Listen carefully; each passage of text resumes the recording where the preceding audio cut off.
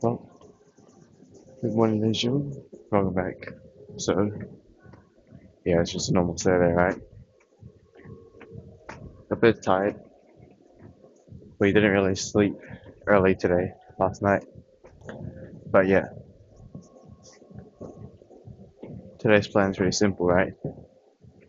This, the stairs, then food, then dips, then editing, then I'm not sure actually. After that, we can like do something, like maybe take a nap. Nah, there's no such thing as naps. It's more like getting knocked out. And yeah, I think it's either today we start a new campaign or something. Also, now we're going to be playing some squadrons now. We finished a story yesterday, really good. Oh,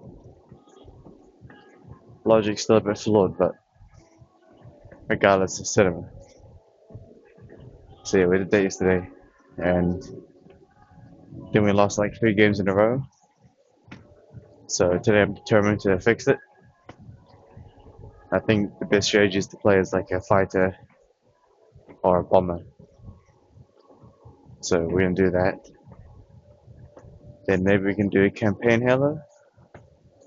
Yeah, well, we should probably finish it. So we're gonna do that. I also wanted to try out High on Life. I played the first version once, but we're probably gonna replay it again, and then we're gonna do High on Life number 2. That's one potential content. The next one is the brand new Xbox game called something something something something Reincarnation. So I did some research. Apparently, it's like 35 hours long to beat the game's main mission. So that's gonna be rough. But it's also a brand new thing on Xbox Pass. So there might be some interesting to it. So what else did I do today? I think that's about it. So Halo campaign, and then I see what else I have downloaded. Maybe High on Life. Yeah, why not? I already downloaded it. I want to actually play High on Life 2, but I don't think I ever got any law from playing number 1. So we'll do a redo on it. Today we need to figure out how to actually beat the thing. All I know is that we probably need to play fighter and bomber, but when we play bomber, we should probably swap to don't use the bombs, use the torpedoes. Something like that.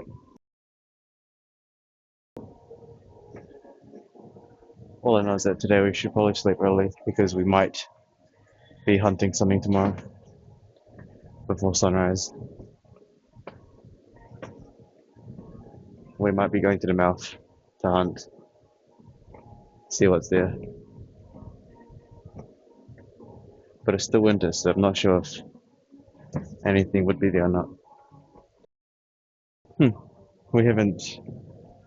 There was a sound barrier, so it's fine. No, I mean, no. There was a no sound barrier. But anyways, done. Same as usual. 3 threes. No, there was a person on the massage thing, so couldn't really talk, but that's okay. We did the cardio, and that's what cardio and story video later. So see you guys in the next segment.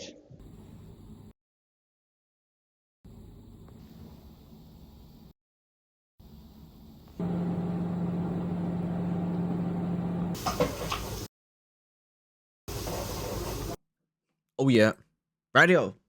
So, welcome back to story mode. Story time. It's been like, I think it's been a really long time since I've done this. It's been It's been a minute. This morning, a non-sound barrier person went on to the massage here, so I didn't really talk for the rest of the time. Anyways, we were on 21, story 4, last one. Look, Mr. Nightmare, the GOAT.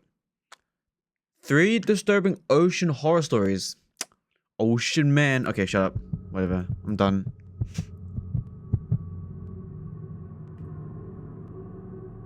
I'm one of those people who hates the woods, going camping, and pretty much everything that outdoor activities entail. So Why? naturally, my friends planned this reunion trip for us to go camping in the woods. Lucky me. I did vote against it, but I was outvoted. I could have not gone, but I live on the other side of the country now, and I miss my old friends, so I put my hatred for the outdoors aside so I could spend a few nights with my old closest friends. The first day in the woods, we started hiking in the morning. One of my friends on the trip, Derek, has always been the worst. I mean that in the most loving way possible. He's one of the guys who loves to push the envelope too far. I was an idiot to think this trip would be any different. We strayed off the path a little bit, even with all my protesting. According to Derek and a few of my other friends who were on the trip, a lot of people go off the trails a bit because apparently there are caves all over the massive sprawling woods. My friends wanted to find these caves because they claimed it would be super cool. I was less than pleased. When we were already far off the normal trail is when Derek decided to inform me that a lot of the area in these woods turns into private property. I was furious. Private property? I wasn't trying to get shot by some crazy wilderness man. They all laughed at me and told me to relax.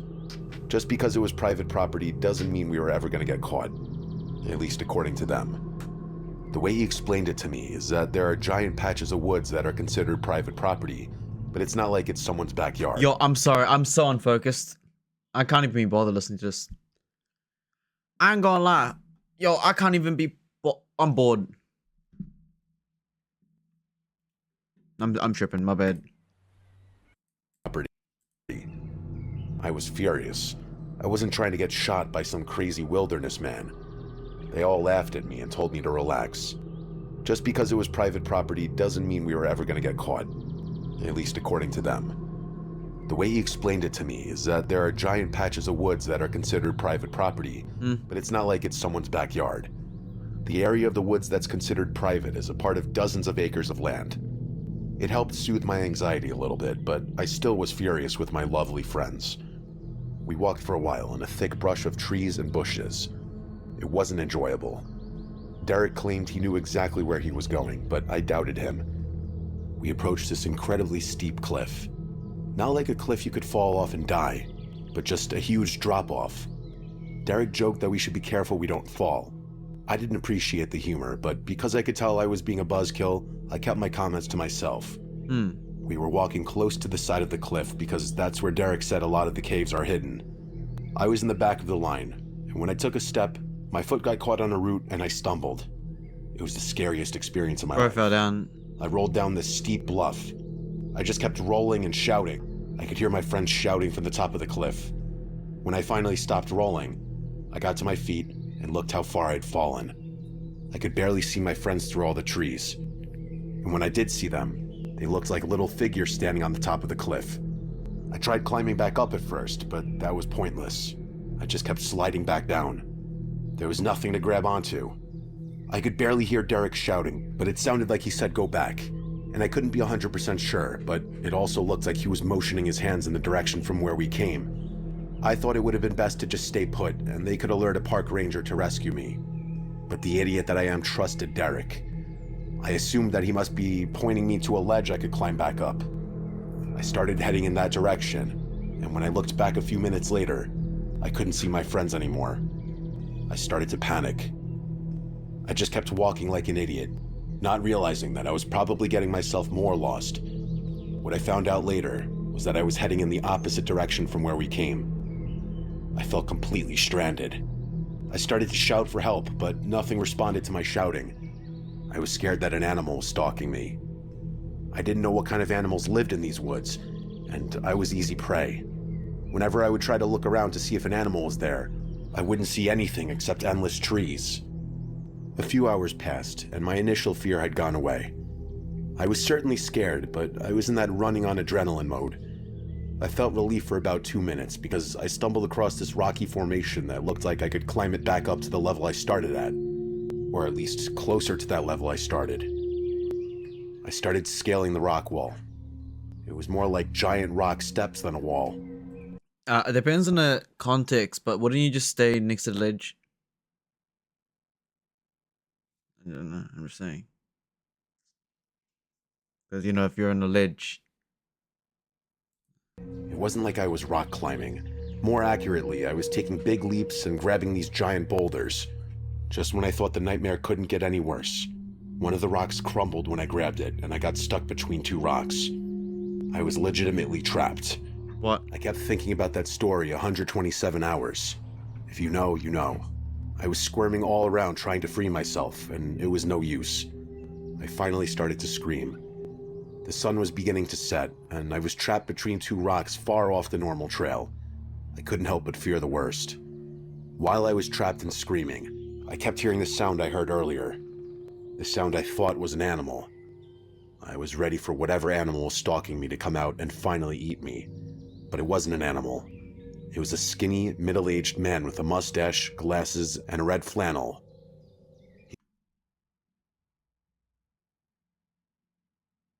Is that a good thing or a bad thing? Also, he somehow got himself trapped.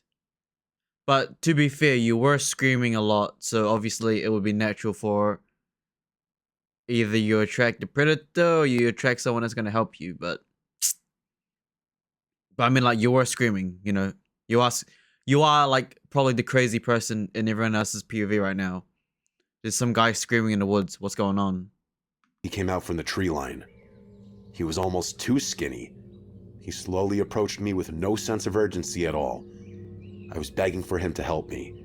I was trying to explain to him that I got lost from my friends and I'm trapped. And he didn't say anything. He just continued to look at my situation. Finally, he spoke up. He ignored everything I said and just asked me if I knew that I was on private property. I played stupid and told him I didn't know and that I got lost.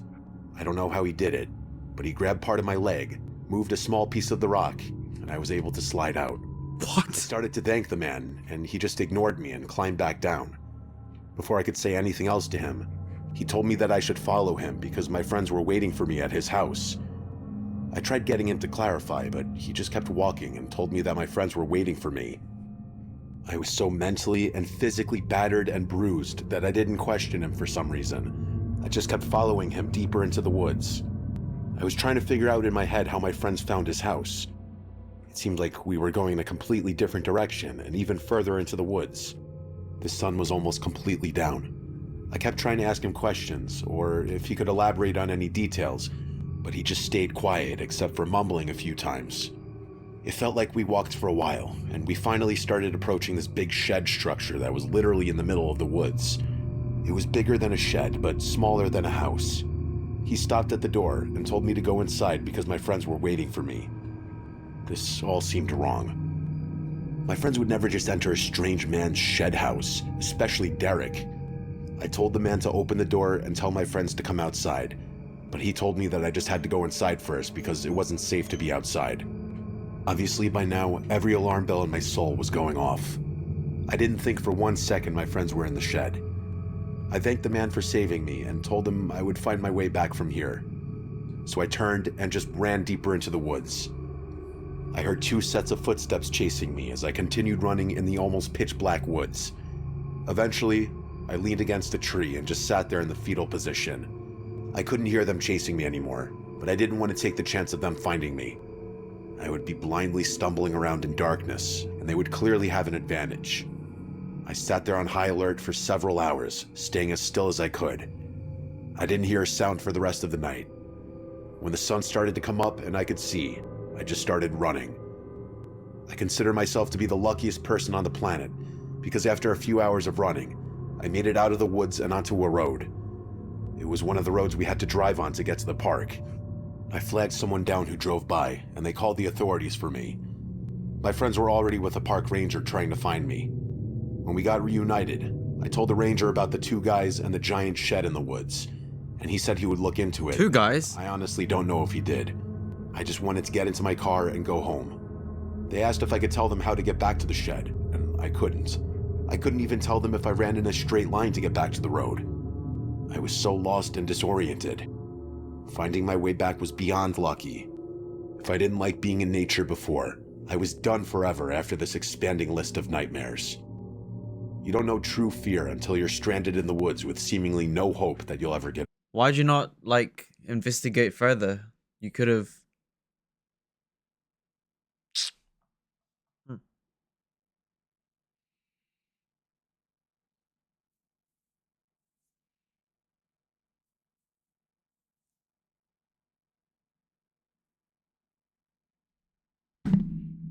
What are you even supposed to do on that?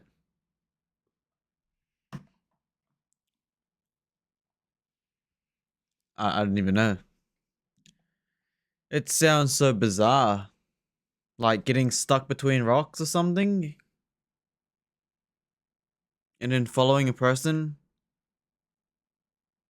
And shit?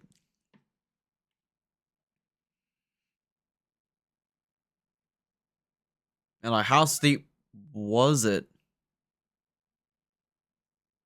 And how'd you not take any fall damage?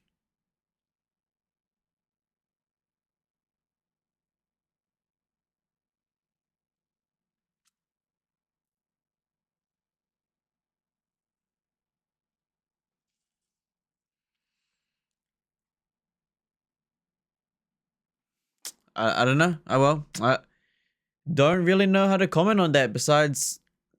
you know, it's, well... You know, when you fall down... I mean, like, a ledge is kind of... You know, when you fall down a ledge... You can only go back and forth. And... You know? Because a ledge is on your left. If you fall down...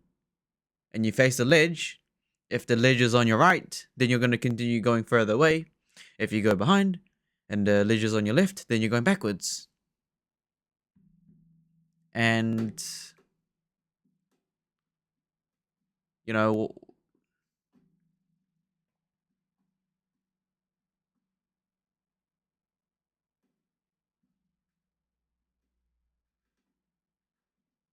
Yeah.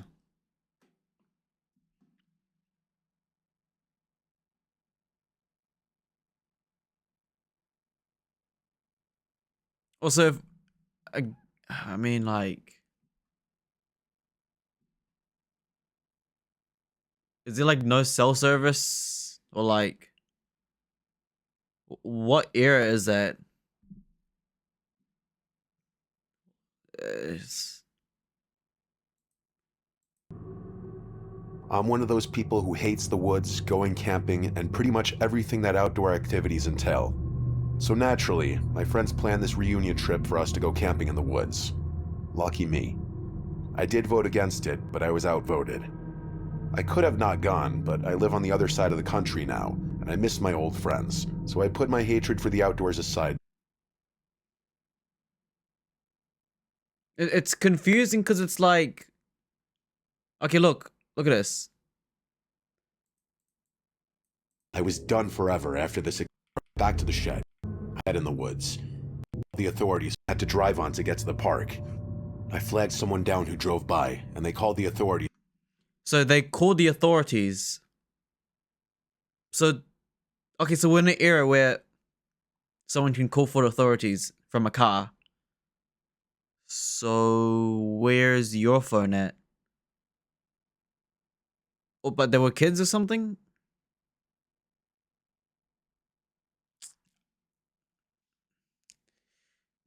They don't even say how old they were either. It's like missing some context. So I don't really know. Like how old are these guys in the story? There's no age. You know, there's no age, and it sounds like they're most likely were a kid in the story. That's why the creepy man was like, "Hey," you know, and they don't have any phone. They don't have any phones on themselves.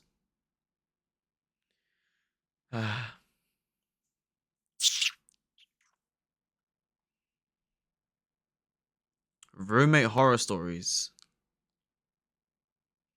Ooh, Roman horror. Let's see. Don't give me an ad. Hello, everyone. Before we start, make sure to like and subscribe to the channel, and leave going. We're gonna do the roommates story. You know, when I say humans are the most dangerous thing, roommates are kind of similar to that, except, well, no, never mind. Humans are most dangerous creatures, but roommates are different because roommates are more in a domestic kind of scenario, whereas in the woods, that's more dangerous because yeah. I was 24 when it happened. I had just graduated with a degree in marketing and landed what I thought was my dream job at a mid-sized firm in Charlotte. It wasn't huge, but it had a modern office, a casual atmosphere, and most importantly, potential. I didn't know anyone in town, so when Emily, a girl who started the same week I did, offered to split her 2-bedroom apartment, I was beyond relieved. She was cheerful, easy to talk to, and knew the area well. At the time, I thought I'd lucked out. We joked about becoming the dynamic duo of the department. The first few weeks went by without a hitch. We carpooled, worked on a couple of small campaigns together, and even had a wine and pizza ritual every Friday. That sounds chill. Emily always had some story about the office drama, who was sucking up to the manager, who was secretly dating who. But I mostly tuned it out. I was focused on proving myself. I wanted to stand out for my work, not the gossip. She laughed it off, saying I was too clean for marketing, and that I needed to be a little more cutthroat. I thought she was joking. It started with something small. I showed up late to a client call one morning because the calendar invite was missing. I was sure I had it saved. Emily acted confused, then shrugged and said, "Maybe it glitched. That app crashes on me all the time." I believed her. But then 2 days later, I opened a document I'd prepared for a pitch, and half the notes were gone. I panicked, rewrote everything from memory and delivered it, only to realize mid-meeting that the numbers were off. Again, she looked surprised. "Didn't you say you triple-checked those?" I felt stupid. The real shift happened the night before a major presentation. I had spent 3 evenings refining my slides, rehearsing my points, and even timed out the transitions. When I went to open the file that morning, it looked like someone had gone in and rearranged things. Not just once, but several slides were switched, bullet points reworded in weird, slightly sarcastic ways, and charts wrong. Totally wrong. I froze. Emily walked past, sipping her coffee, glanced at my screen and said, "Oh, you're still tweaking it? Bold move considering it's at 10. There was this smirk on her face that didn't quite reach her eyes. That morning, I barely held it together during the presentation. I fumbled through the reordered slides trying to... Why do you just admit, like, hey, someone messed up my slides. Can we rearrange this?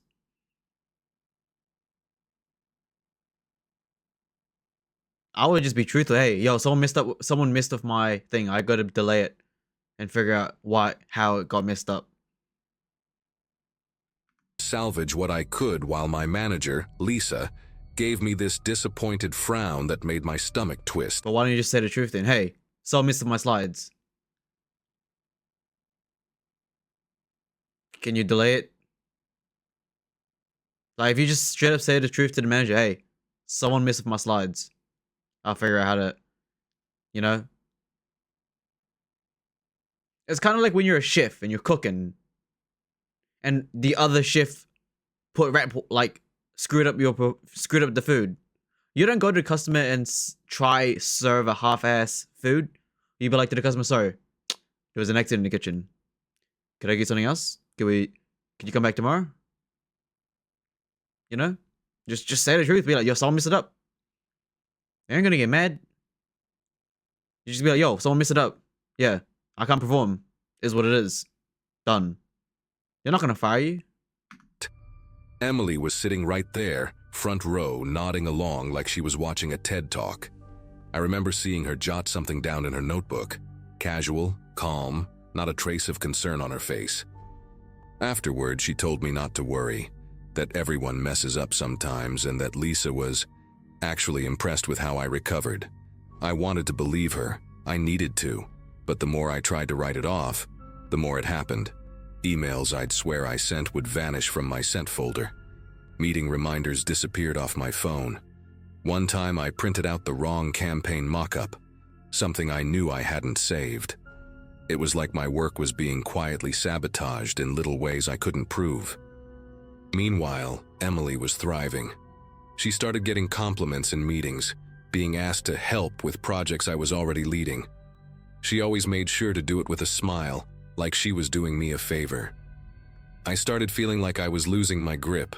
I even booked an appointment with IT, convinced my email was bugged or my calendar was syncing weird. The guy checked everything. No issues, no trace of edits, no signs of hacking, nothing. I remember sitting on my bed that But that's impossible then.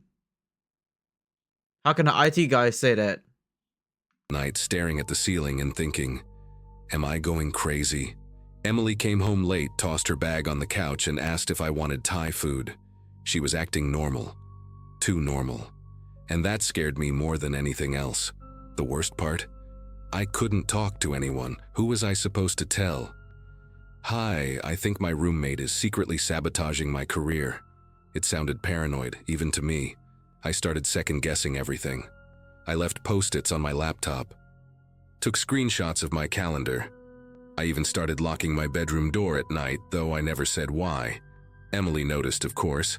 One morning she laughed and said, "You locking me out now? Should I be worried?" She was joking, but not really. Her smile was too wide, her eyes too flat.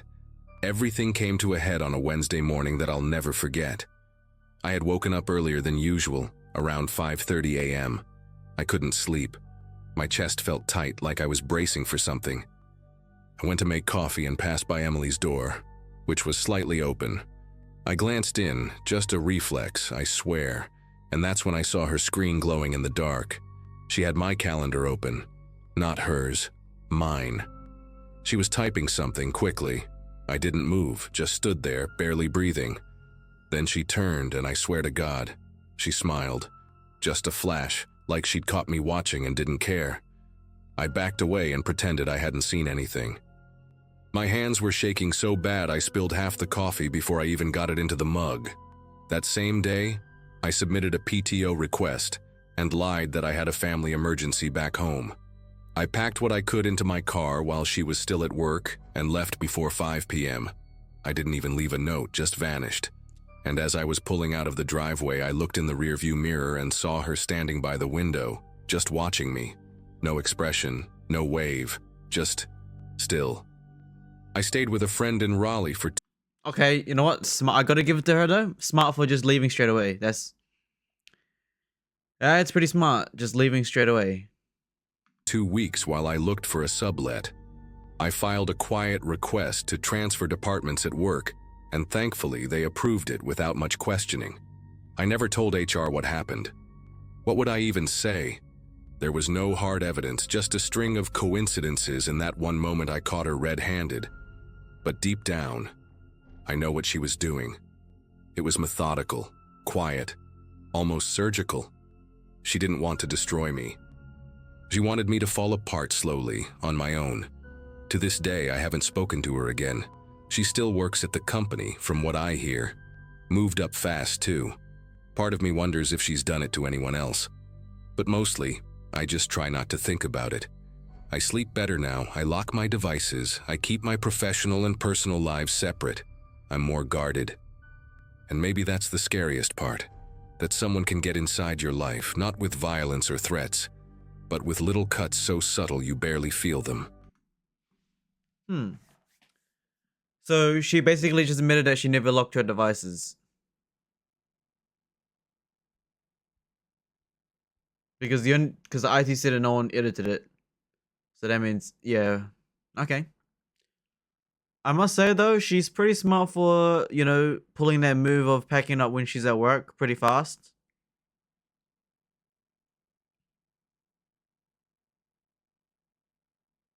Maybe she could have called on earlier.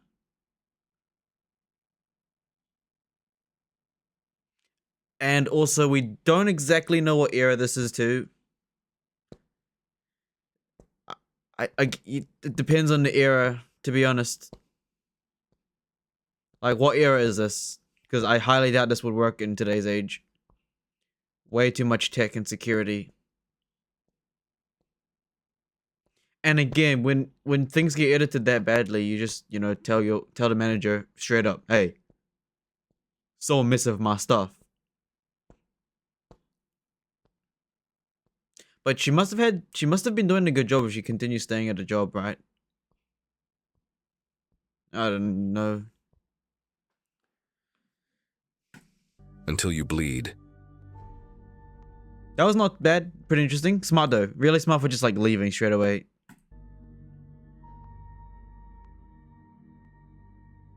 One more. We'll do one more. I'm back. My bad. Should I listen to one more? I One was more. a junior at a small university in Oregon when this happened. Okay. It was the fall semester, and I had just moved off campus for the first time. I was juggling a part-time job at the student library and a full course load, so I couldn't afford to be picky when it came to housing. I found a listing on a student message board, decent price, close to campus, and the current tenant was looking for someone quiet and respectful. That's how I ended up sharing a 2-bedroom apartment with a guy named Jordan. Jordan was polite but distant, the kind of guy who never left dishes in the sink but also never made small talk. He had this overly neat room. No posters, no clutter, just a bed, desk, and a small bookshelf with nothing but law textbooks and a Bible. He's locked in. He worked evenings at some print shop downtown and mostly kept to himself. We'd exchange hellos in the kitchen, maybe the occasional comment about the weather, but that was about it. Real. I didn't mind. I was tired all the time anyway, and he paid rent on time. That was enough for me. The first few weeks were uneventful. We had a routine. He came in late, I woke up early, and we rarely crossed paths. It wasn't until mid-October that something shifted. I woke up around 3 a.m. one night to this strange feeling, like someone was in the room. You know that sense you get when your body realizes something's off before your brain catches up? I opened my eyes, and there was Jordan, standing at the foot of my bed, just standing there, barefoot, holding something shiny in his right hand. Yo, It what? was a knife. Yo, hold on A now. kitchen knife. The Hey. one with the black handle we usually What? use to cut chicken or vegetables. He wasn't moving or speaking, just staring down at me like he was sleepwalking or something. I froze. My heart started pounding in my throat, and for a second, I honestly thought this was it. I didn't want to say anything too loud. I mean, yeah, that's just a it is what it is moment, right? What's stopping your own family members from, you know, I think I said this before in many Earth vlogs, but like, what's stopping your girlfriend or like wife from just like just killing you on your sleep? Yeah, what, you know? Yeah, I don't know. Meteorite falls down in the room. It's kind of a it is what it is moment, right? I mean, maybe you could. I mean, based on the context, it is what it is, right? That's just how it be. Like sometimes, is what it is.